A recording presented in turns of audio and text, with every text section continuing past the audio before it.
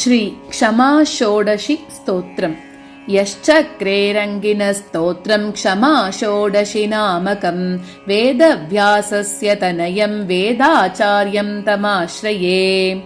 श्रीरङ्गेशयया करोषि जगतां सृष्टिप्रतिष्ठाक्षयान् अत्रामुत्र च भोगमक्षयसुखं मोक्षं च तत्ततृषां त्वत्स्वातन्तर्यमपोह्य कल्पितजगत्क्षेमाधिकृत्या स्वतः क्षान्तिस्ते करुणासखी विजयतां क्षेमाय सर्वात्मनाम्। पापानां प्रथमोऽस्म्यहं भवति चेत् शास्त्रं प्रमाणं परम् श्रीरङ्गेश न विद्यतेऽत्र विषयः सन्त्येव ते साक्षिणः पृष्ट्वा तानधुना मयोदितमिदं सत्येन गृह्येत चेत् सत्यं युक्तमिति क्षमस्व भगवन् सर्वं ददस्मत्कृतम्। त्वत्क्षान्तिः खलु रङ्गराजमहति तस्याः पुनस्तोषणे पर्याप्तं न समस्तचेतनकृतं पापं ततो मामकं लक्ष्यं नेति न मोक्तुमर्हसि यतः कुत्रापि तुल्यो मया नान्यः सिद्ध्यति पापकृत्तदधुना लब्धं तु नोपेक्ष्यताम्। पुण्यं पापमिति द्वयं खलु तयोः पूर्वेण यत् साध्यते तत्त्वद्विस्मृतिकारकं तनुभृतां रङ्गेश सञ्जायते पाश्चात्यस्य तु यत्फलं ददिहते दुःखच्चित् स्मारकम् तेनानेन कृतं तदेव शिशुनेत् यस्मत्कृतं क्षम्यताम्। पुण्यं यत्तव पूजनं भवति चेत् तत्कर्तुरिच्छे कृते तत्स्यात् रङ्गपते कृतप्रतिकृतं सर्वेऽपि तत्कुर्वते पापं चेदपराध एव भवतस्तत्कर्तृसंरक्षणे क्षान्तिस्ते निरुपाधिका निरुपमा लक्ष्येत तत्क्षम्यताम्।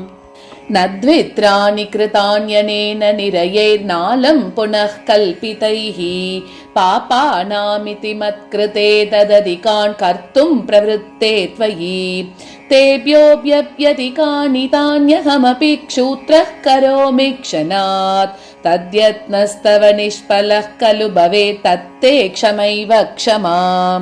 सम्भूया किल पातकैर्बहुविधं स्वं स्वं फलं दीयतां सर्वं सह्यमिदं मया त्वयि हरे जाग्रत्य पित्रातरी दुःखाक्रान्तमवेक्ष्य मामिह जनो दुश्चाशयत् स्वद्गुणान् क्षान्त्यादीन् प्रति दुर्वचं यतिवतेत् सोढुं न तच्छक्यते।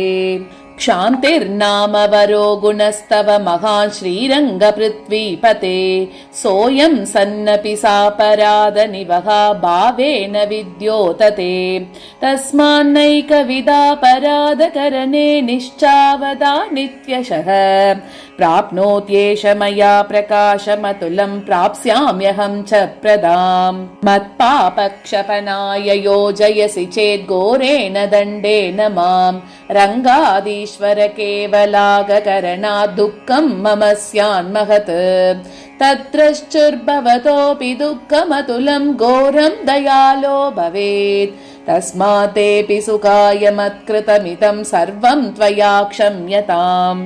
देवत्वां शरणं प्रपन्नमपि मां दुःखान्यनन्याश्रयं बाधन्ते यदि सर्वपापनिवहा त्वां मोक्षयिष्याम्यहम् इत्युक्तं तव वाक्यमर्थविदुरं जायेत यद्वा भवान् तत्राशक्त इति प्रदेत हि ततो मां रक्षतु त्वत्क्षमाम्। न त्वं क्षाम्यसि चेदितं मम कृतं नास्त्यत्र काचित् क्षतिः पूर्वं यत् समभूत् तदेव हि पुनर्जायेत तज्जायताम् यद्वा स्यादधिकं च सोऽपि सुमहान् लाभोऽस्तु मे तादृशः स्वामिन् दासजनस्तवायमधिकं स्वैरेण दूरी भवेत्।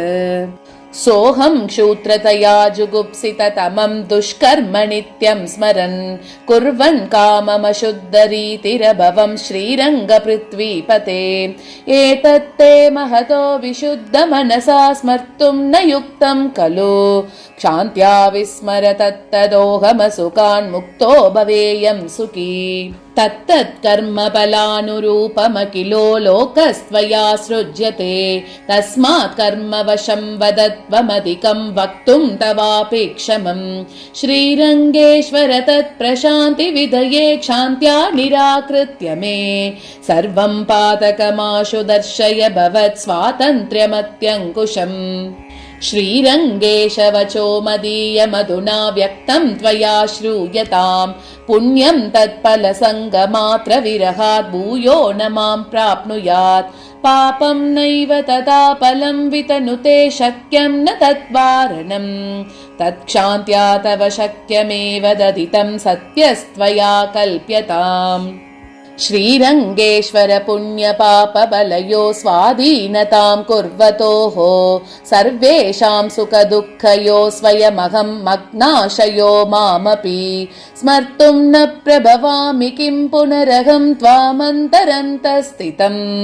तत्ते त्वं क्षमया निरस्य कुरु मे त्वद्ध्यानयोग्यां दशाम् अल्पं चेदनवेक्षणीय सरणावारोप्यतां मत्कृतं किञ्चित् भूरि भवेदितं यति गुरून् सम्प्रेक्ष्य मे त्यज्यताम् यद्वानन्तमनन्त वैभवजुषो रङ्गक्षमा वल्लभ त्वच्छान्तया खलु लक्ष्यतामनुगुणा मानीयतां तत्त्वया श्रीमान् गौरान्ववाये कलशजलनिधौ कौस्तुभामोऽवतीर्णः श्रीवेदव्यासभट्टारकतनयवरो रङ्गराजस्य हृद्यः वेदाचार्याग्र्यनामा विदितगुणगणो रङ्गिनस्तोत्रमेतत् चक्रे नित्याभिजप्यं सकलदनुभृतां सर्वपापापनुत्यै श्रीमान् गौरान्ववाये कलशजलनिधौ कौस्तुभामोऽवतीर्णः